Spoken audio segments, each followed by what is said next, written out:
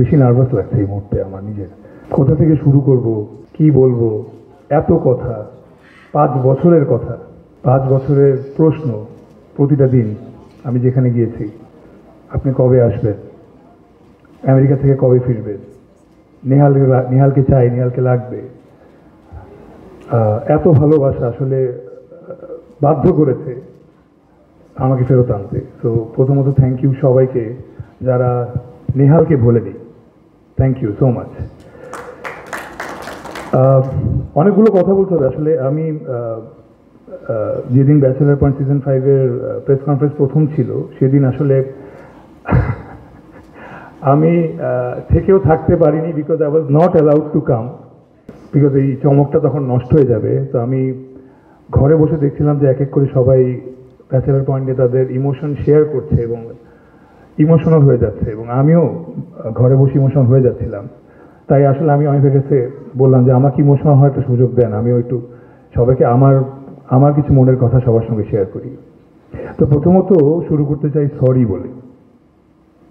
I am extremely sorry, আমি দুঃখিত আমার কলিগদের কাছে, আমার জার্নালিস্ট ভাইদের কাছে, আমার ফ্রেন্ডসদের কাছে, ফ্যান্সদের কাছে, এবং টু সাম এক্সটেন্ট আমার ফ্যামিলির কাছেও, বিকজ এতদিন ধরে আমি যারা জিজ্ঞেস করছে আপনি কি আসছেন সিজন 5-এ, আমি সোজা না। So I had to hide it. Amit ভাই আমাকে তো অনেক মিথ্যা কথা বলেছেন আপনি, but thank you for this, because এত সুন্দর করে নেহালকে ওয়েলকাম ব্যাক করতেছেন আপনার। This is something, it's like a dream come true for me. Thank you so much. এবং আরেকটা সরি বলতে চাই তাদেরকে যারা আসলে জানতেন না আমি সিজনে আছি এবং পাশে বসে ব্যাচেলার পয়েন্টের অনেক কটু কথা বলছেন আমাকে। সো বাট সেটাও আসলে পজিটিভলি আমরা সবসময় নেই, বিকজ ব্যাচেলার পয়েন্ট আমি যতটুকু বুঝি আমি ভাই সবসময় দর্শকদের জন্য বানাই। I believe he said that I direct for 170 million people. So 170 million পিপলকে খুশি করা, এখানে 100 জনকে খুশি করা সম্ভব না, বাট ব্যাচেলার পয়েন্ট গত 8 বছর ধরে 170 মিলিয়ন পিপলের হৃদয়ে আছে এবং একটা হিউজ ফ্যান বেজ আছে, যেটা আসলে সবাই এখানে আমরা মানতে পারছি। তো যখন আমি when I was not shooting for bachelor point,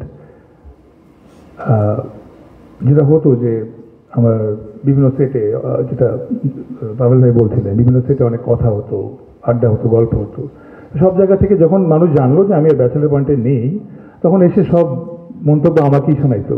হ্যাঁ ভাই এখন আর হচ্ছে না, এটা ভালো লাগতেছে না, এটা ভালো লাগতেছে না। তো এখান থেকে এটা কেন যেন আমি পজিটিভলি নেগেটিভলি দুইভাবে নিতাম বলছি। এখান থেকে দুইটা জিনিস বোঝা যায়। এক, মানুষ বহুরূপী আসলে। আর দুই, ব্যাচেলার পয়েন্টের কোনো খারাপ আমার শুনতে এক ফোঁটা ভালো লাগছিল না, একদমই না।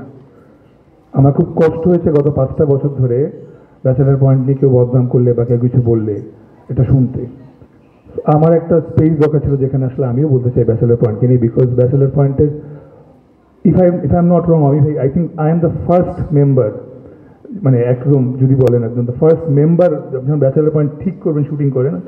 কিন্তু অমি ভাই আমি বসে উই ডিসাইড, মানে অমি ভাই ডিসাইড করে একটা সিরিয়াল করবেন, উনি প্রথমে আমার কাছে আসেন যে সসি ভাই চল আমরা একটা সিরিয়াল নাটক শুরু করি, মনে আছে? Thank you. সো এই তো। এবং এতদিন যারা ফ্যান্সরা বলেছেন যে ভাই আপনি কি আসতেছেন, কয়েকটা ইনফরমেশন লিক হয়ে গেছিলো। আজকে সকালে একটা পেপারে দেখলাম অলরেডি নিউজ হয়ে গেছেন এভরিথিং। তো সকালেও মানা করতেছি, মিথ্যা কথা বলতেছে, I am sorry again, but thank you for having me back. এবং আসলাম তো আসলাম in what a manner. Bachelor point is now in OTT। তো বিগ থ্যাঙ্কস টু বঙ্গ যে ব্যাচেলার পয়েন্টকে এত বড় একটা প্ল্যাটফর্মে নিয়ে আসার জন্য, যেখানে আসলে এত সুন্দর করে আমরা কাজটা করতে পারতেছি। আমরা যখন ব্যাচেলার পয়েন্ট শুটিং শুরু করছিলাম, আমাদের 2 রুমের মধ্যে শুটিং হতো। এক রুমে সবাই দাঁড়ায় থাকতাম, মেকআপ টেকআপ কাপড় চোপড় নিয়ে, আরেক রুমে শুটিং করতাম। শুটিংয়ের লাইটও মাঝখানে ওই মেকআপ রুমে ঢুকে দেওয়া হতো, তাই না? ওই লাইটের গরমে আমরা আবার মেকআপ রুমে বসেও ঘামতাম। ফ্রম দেয়ার এখন আসলে যারা ব্যাচেলার পয়েন্টের সেটে গিয়েছেন তারা বলতে পারবেন আসলে চেঞ্জটা কোথায়। সো নিজের চোখেই জার্নিটা দেখা, it's a very big privilege for me.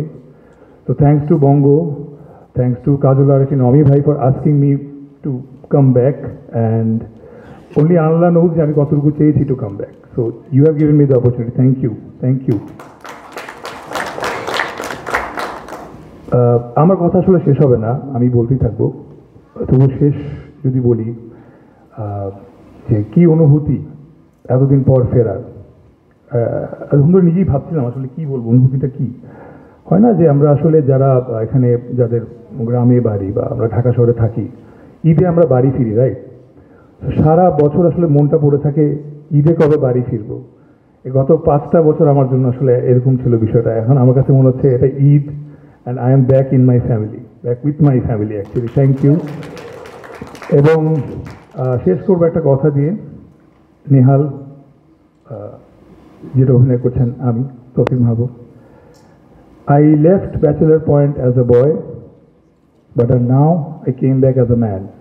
So I hopefully আমার উপর যে ভরসা অমি ভাই এবং বঙ্গ এবং full family has on me, I will be able to keep it. তো আমার জন্য সবাই প্লিজ দোয়া করবেন। থ্যাংক ইউ সো ভেরি মাচ।